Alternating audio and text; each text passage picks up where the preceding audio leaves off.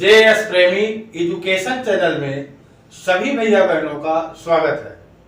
भैया बहनों, आज हम नवोदय प्रवेश परीक्षा एवं अन्य प्रतियोगी परीक्षाओं में पूछे जाने वाले कुछ प्रश्नों को हल करना सीखेंगे। तो सबसे पहले आपके सामने एक सवाल दिया हुआ है, आप लोग इसको ध्यानपूर्वक देखेंगे। 2.75 ऋण 1.25 धन 4.75 ऋण 3.80 को सरल करके भिन्न के रूप में लिखना है। तो इस प्रश्न को कैसे हल करेंगे, तो आप लोग ध्यानपूर्वक देखेंगे और समझेंगे। सबसे पहले हम यहां लिखेंगे 2.75 ऋण 1.25 धन 4.75 ऋण 3.80।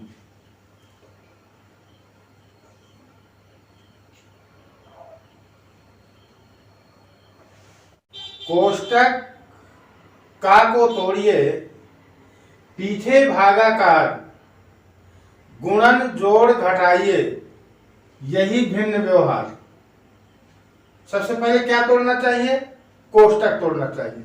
तो इस प्रश्न में कोष्टक नहीं है। फिर इसके बाद कहते हैं का को तोड़ना चाहिए, तो का भी कहीं नहीं लिखा हुआ है। पीछे भागाकार, इसमें भाग का भी चिन्ह कहीं नहीं लगा हुआ है। गुणन, गुणा का भी चिन्ह कहीं नहीं लगा हुआ है। तो गुणा के बाद क्या होता है? जोड़ घटाइए। तो सबसे पहले हम धन धन वाली संख्याओं को जोड़ लेंगे। तो 2.75 आप देख रहे हैं कि इसके पहले कोई चिन्ह नहीं लगा हुआ, तो इस संख्या को धन का माना जाता है। तो हम यहां लिखेंगे 2.75 धन। अब धन वाली संख्या कौन सी है? 4.75। तो यहां लिख देंगे 4.75। इसके बाद ऋण वाली संख्याएं इसके आगे लिख देंगे। तो लगाएंगे यहां ऋण 1.25 1.25 ऋण 3.80। इसके बाद हम ये धन धन वालों को जोड़ लेंगे। तो जोड़िए, 5 और 5 10, हासिल आए 1 और 7 1 8, 8 7 15, हासिल आए 1 और 2 1 3 और 4 7। दशमलव यहां लगेगा। अब आगे लिखेंगे ऋण। अब ऋण वाली भी दो संख्याएं हैं, तो ऋण ऋण वाली संख्याओं को भी जोड़ लें, तो पूरे ऋण वाली संख्याएं हमारे पास आ जाएंगी। तो इनको भी जोड़ो। 5 में 0 जोड़ेंगे तो आएगा 5,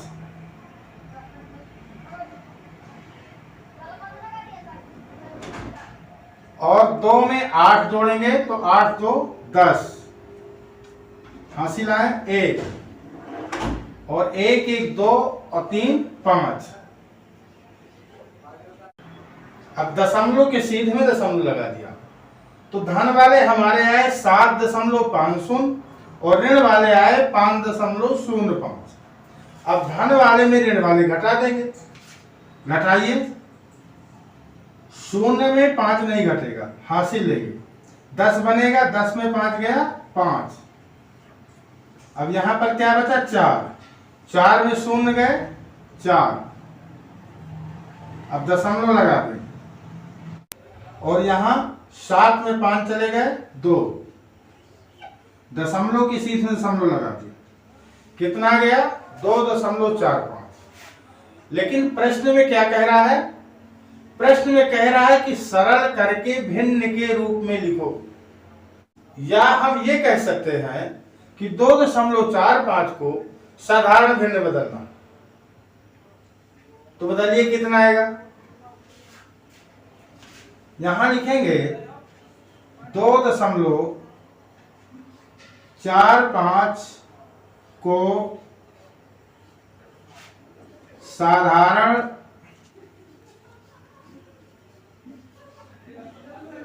भिन्न में बदलने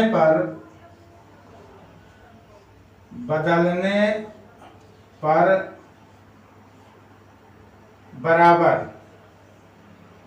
2.45 को भिन्न बदलना है।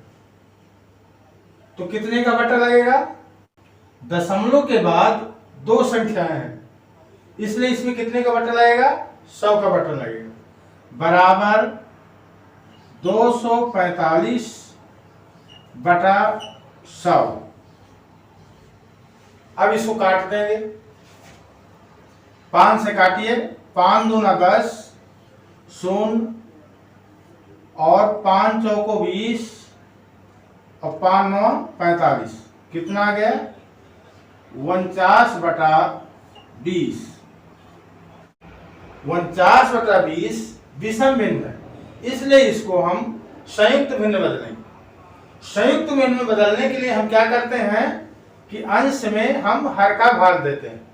तो 49 में जब हम 20 का भाग देंगे कितना आएगा, 49 भागे 20, 20 दूना 40, घटाएंगे 9 बचेगा, अर्थात कितना आ जाएगा, बराबर 2 सही 9 बटा 20। तो उत्तर आ गया हमारा, उत्तर बराबर 2 सही 9 बटा 20। इस प्रकार से हम पहला सवाल हल करेंगे। अब दूसरा सवाल देखेंगे।